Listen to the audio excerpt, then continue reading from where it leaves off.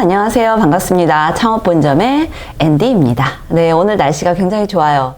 지금 이거 보고 계시는 분들 어떠실지 모르지만 이 오늘 날씨를 생각하면 저는 야구장, 특히 또 무라카미 하루키가 그 야구장에서 영감을 얻고 소설가로 그 삶을 시작을 했다라고 하죠. 야구 생각이 좀 납니다. 사실은 저는 야알못이에요. 야구 몰라요. 오로지 딱 하나 아는 거는 스트라이크를 하면 좋다라는 거 그거 하나 정도인데, 이 스트라이크가 우리의 IR 피칭이라고 하는 오늘 이야기할 주제하고도 연결이 좀 되네요. 네, 많이 됩니다. 자, 우리 피칭이라는 용어는 이 투구, 공을 던지는 활동을 이야기를 하죠. 그런데 IR 피칭이라고 그렇게 이야기를 하면 원래의 사전적 의미는 그겁니다.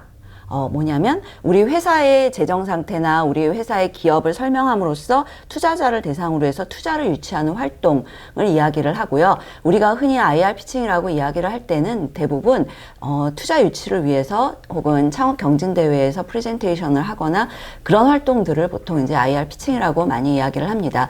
특히 그런 경진 대회나 아니면은 심사 이런 것에서 이야기를 하는 거를 좀 주로 그렇게 IR 피칭이라고 많이 이야기를 하고 있죠. 네.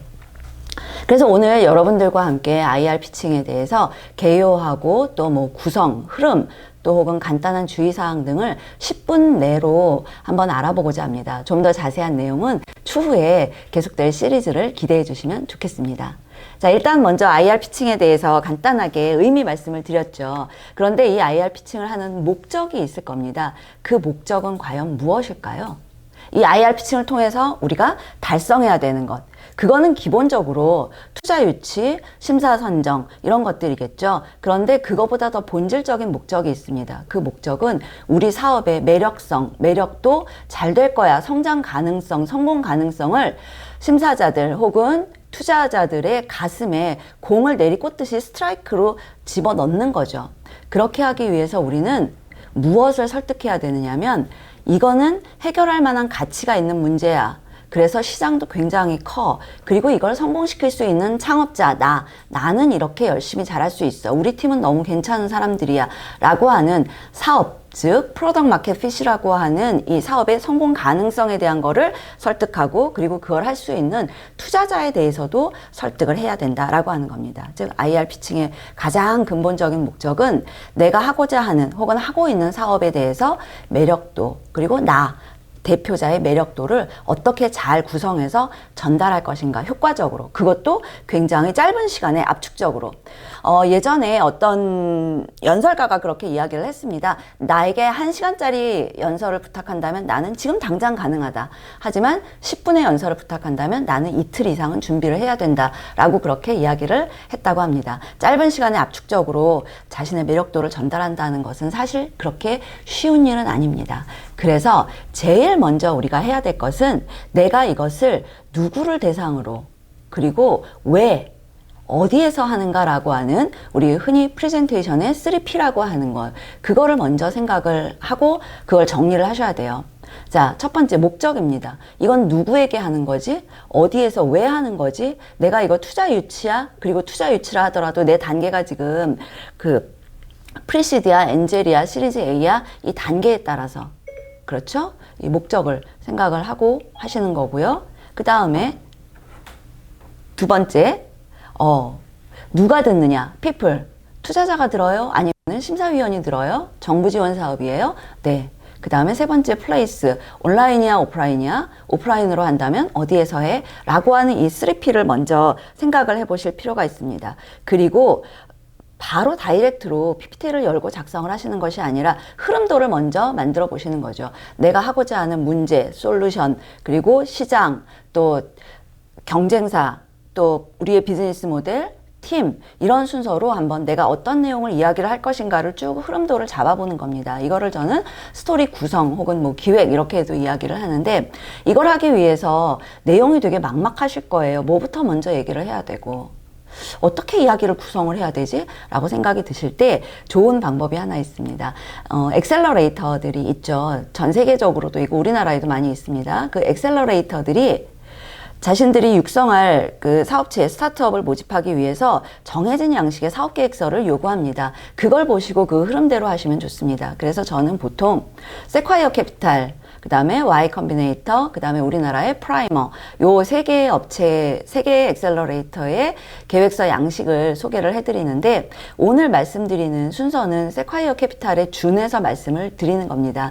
그래서 첫 번째로 말씀하셔야 될 내용, 첫 번째가 뭐냐면, 우리를 한 줄로 설명할 수 있는 우리의 슬로건, 우리가 제공하는 고객 가치죠. 예를 들면 그거예요. 사진 속 인테리어를 현실화하는 새로운 방법. 네, 바로 오늘의 집 슬로건이었는데요. 정말 명확하게 누구에게 어떤 가치를 제공하는지를 직관적으로 이해할 수 있도록 만들어둔 문장입니다. 우리의 사업을 설명할 수 있는 그런 한 줄 카피를 먼저 말씀하시고요. 그 다음에 두 번째 페이지가 바로 문제에 대한 설명입니다. 이 문제의 심각성을 심사위원들이나 투자자들이 이해할 수 있도록 분명하고, 그리고 정말 너무 끔찍한 일이에요 라고 공감할 수 있게끔 해주시는 거, 그게 필요하고요. 그 다음에 문제를 설명하셨으면 솔루션을 말씀하셔야죠. 우리의 제품은 이러한 특장점이 있고요. 우리의 기술은 이러합니다. 기술에 대해서 세부적으로 디테일하게 설명하는 것보다는 어떤 기전으로 이게 작동이 되고, 그리고 고객이 얼마나 쉽게 그전과 비교해서 더 좋은 성과를 낼 수 있는지를 설명을 좀 명확하게 해주시는 게 좋아요. 나는 걸 너무 잘 이해하고 있지만 듣는 사람은 한 번 들어서는 잘 이해 못 하거든요. 그래서 어떻게 하면 더 잘 이해시킬 수 있는 방식으로 이야기할 것인가를 고민을 하셔서 솔루션 설명을 하시고 난 후에, 그 다음에 솔루션을 얘기했으면 시장에 대한 상황, 지금 이게 왜 필요한지, 트렌드가 어떠한지, 그리고 이게 성공할 수밖에 없는 주변 배경은 어떻게 되는지, 그리고 여기에서 시장 가치도 같이 말씀을 하시는 거죠.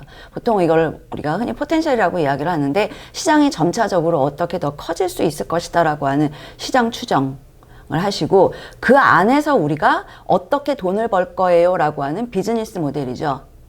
네, 보통 이해관계자라고 이야기하는 스테이크홀더는 누가 있고, 그들 사이에서 내가 어떤 밸류 체인을 형성하고 있고, 그리고 누구에게 돈을 받고 누구에게 혜택을 주고 간접적으로 누구하고 연결되는가라는 것을 일목요연하게 정리하실 수 있는 비즈니스 모델, 내가 돈을 어떻게 벌 거예요 라는 그런 이야기를 하시는 겁니다. 그리고 난 후에 팀을 얘기하시는 거죠. 우리 팀은 이렇게 멋져요. 우리 팀은 이걸 할 수 있는 역량이 있어요 라는 거를 설명을 하십니다. 제가 들었던 것 중에서 굉장히 재미있는 팀 설명이 하나 있었는데요.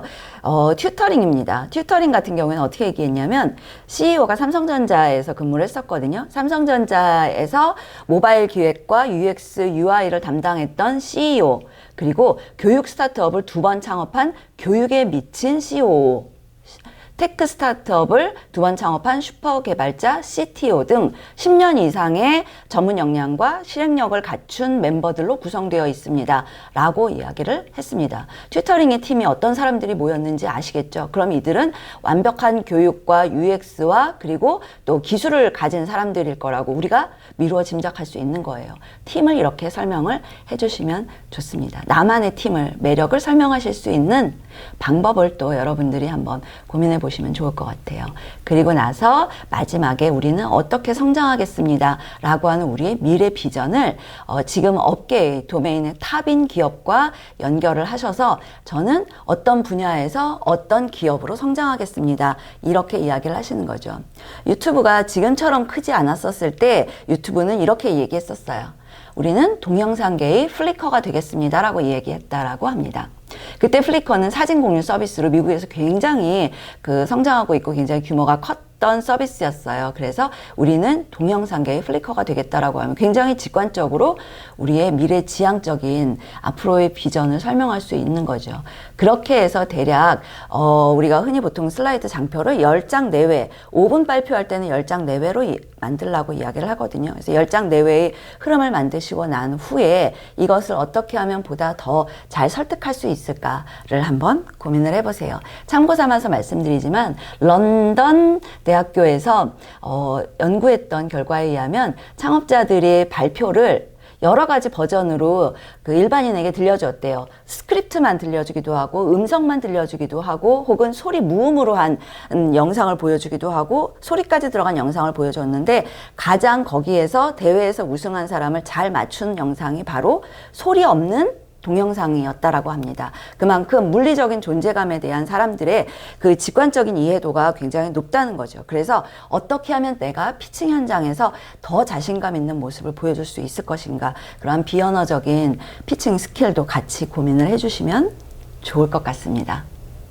네, 우리가 여기까지 말씀을 드렸는데요. 마지막으로 제가 딱 한마디만 말씀을 드리자면 우리는 사업을 성공시키기 위해서 투자 유치를 받는 것이지 정부 지원 사업에 선정되거나 투자를 받기 위해서 사업을 하는 건 아닙니다. 그래서 목적과 본질, 수단에 대한 명확한 이해, 자신만의 신념을 가지고 피칭 덱을 잘 구성해 보시기 바랍니다. 네, 성공적인 피칭을 위해서 지금까지 앤디였습니다. 고맙습니다.